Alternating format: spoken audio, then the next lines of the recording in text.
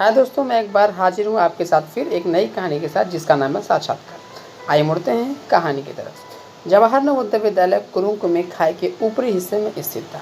आवासीय विद्यालय होने के कारण यहाँ दिन व रात के लिए अलग अलग चौकीदार की व्यवस्था थी। नवोदय में एक और नियम है, जो निःशुल्क जमीन देते हैं उनके परिवार के सदस्यों को समूह घ यानी ग्रुप डी की नौकरी दी जाती है। इसी आधार पर पीना व तागियो, दो पर्सन है, पीना व तागियो, तो संविदा के तहत चौकीदार के पद पर नियुक्त किए जाते हैं। तागियो आलसी किस्म का डरपोक इंसान था। ये बात विद्यालय का बच्चा बच्चा जानता था। पर तागियो रात में सोए बच्चे उसको तरह तरह से डराए, वो भी डर के मारे कमरे से बाहर न निकले। लोकल होने का भरपूर फायदा उठाना चाहता था।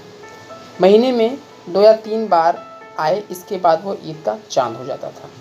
अब तो कोई ढूंढ कर भी तागियो को नहीं ढूंढ सकता था।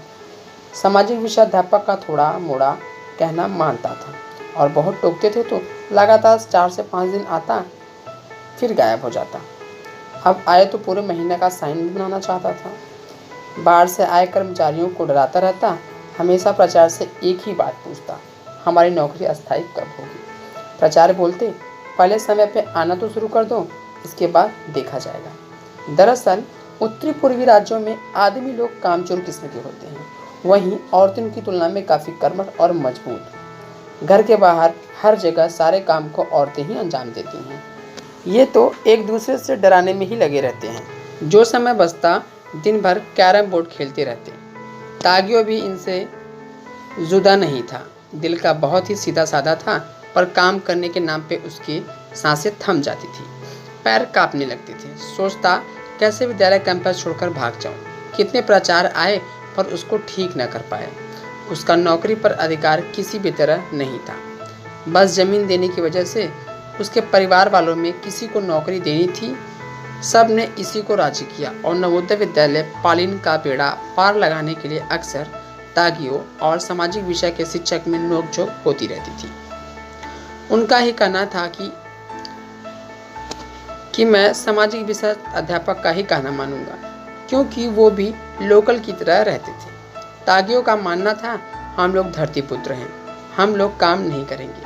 जो बाहर से बाहरिंग या फिर बाहर के लोग आए हैं, उनको ही सारा काम करना चाहिए। इसी बात को जब सामाजिक विषय के अध्यापक ने या शिक्षक ने सुना तो तागियो से बोला, तुम तो राजा महाराजा हो, तुम्हें काम क्यों करना पड़ेगा, क्यों नहीं नौकरी छोड़ देते। तो तागियो 1 सप्ताह तक लगातार आता और फिर भाग जाता। एक बार तो तागियो सामाजिक विषय अध्यापक के ऊपर दांव लेकर मारने दौड़ पड़ा। हुआ यह था कि विद्यालय के वाहन चालक से तागियो कुछ सामान मंगवाया था। जब वह सामान लेकर नहीं आया तो तागियो ने उसे मारने के लिए दौड़ा। तागियो के गुस्से को देखते हुए किसी भी अध्यापक या विद्यालय कर्मचारी की हिम्मत नहीं पड़ी कि वो तागियो से तलवार दांव के सामने आए। वाहन चालक को बचाने के लिए सामाजिक विषय अध्यापक आगे आते हैं। तागियो उन पर ही दांव उठा देता है, पर कुछ बच्चों और कर्मचारियों के बीच में आ जाने के कारण उस दिन दुर्घटना होते होते बची। बाद में इस बात का तागियो को बहुत पछतावा होता है। उसने कई बार अध्यापक से माफ़ी मांगी। दरअसल आदिवासी लोग भावुक होते हैं, अपनी भावनाओं पर काबू नहीं रख पाते। प्राचार्य संविदा कर्मचारी की अस्थायी नियुक्ति करना चाहते थे। विद्यालय की कोर ग्रुप की बैठक हुई। उसमें इस बात की परिचर्चा होती है कि रात की चौकीदारी के पद पर किसकी नियुक्ति की जाए, क्योंकि तागियो संविदा पर नहीं आ रहा था, तो अस्थायी होने पर तो उसका दर्शन भी दुर्लभ हो जाएगा।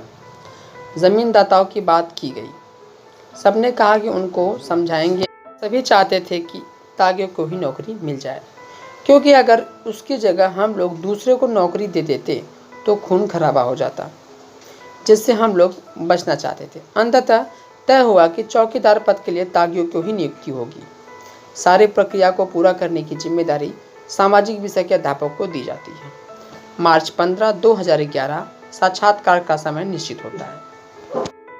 बोर्ड में जवाहर नवोदय विद्यालय याचुली के प्राचार्य, उप जिलाधिकारी, राजकीय विद्यालय के प्राचार्य व बेसिक शिक्षा के अधिकारी व पालिन के प्राचार्य थे। एक एक करके आए सभी अभ्यर्थियों का साक्षात्कार होता है। इसी बीच तागियो को बुलाया जाता है। सबने सवाल पूछने शुरू किए। बेसिक शिक्षा अधिकारी ने पूछा, आप कितने पढ़े हैं। तागियो ने कहा, सर 2री कक्षा तक। उप जिलाधिकारी ने कहा, अगर आपके विद्यालय में आग लग जाए या विद्यालय में हमला हो जाए तो आप विद्यालय को कैसे बचाएंगे? तागियो टपाक से बोला, सर मैं भाग जाऊंगा। सारे बोर्ड के सदस्य तागियो से जवाब पर हंसने लगते हैं। तागियो सीधा साधा आदिवासी था, उसके मन में जो आया उसने बोल दिया। सदस्यों के साथ तागियो भी हंसने लगता है। इसी तरह तागियो का साक्षात्कार यानी इंटरव्यू समाप्त हुआ। 2 महीने बाद तागियो की नौकरी रिजल्ट आने पर पक्की हो जाती है। धन्यवाद। अगर आप मेरा चैनल लाइक नहीं किए, सब्सक्राइब नहीं किए हैं तो प्लीज़ मेरे चैनल को लाइक करिए, सब्सक्राइब करिए और कमेंट करके बताइए कि आपको मेरी कहानी कैसी लगी।